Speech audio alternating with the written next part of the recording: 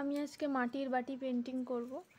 আমি কিন্তু মাটির বাটিটাকে জলের মধ্যে অনেকক্ষণ ভিজিয়ে রেখে দিয়েছিলাম, মাটির জিনিস তো তাই জন্য।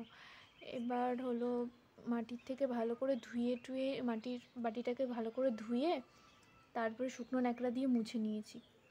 আর এর আগে আমি গ্লাস আর থালা, মাটির গ্লাস আর থালা পেন্টিং দেখিয়েছি। আজকে আমি বাটি করব। বাটিটা প্রথমে পুরো লাল ফেব্রিক দিয়ে লাল ফেব্রিক দিয়ে নেব পুরো বাটিটায়।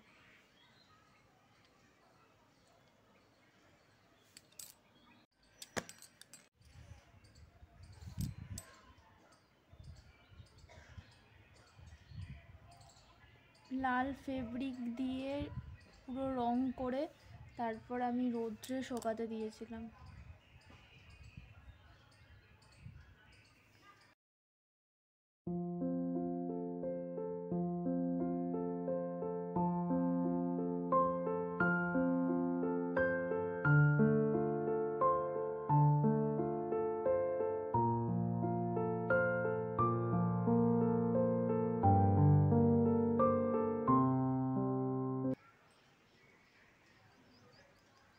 এই যে ছোট ছোট পুরো ডিজাইন করা হয়ে গেছে। এবার আমি এই ডিজাইনটা করব।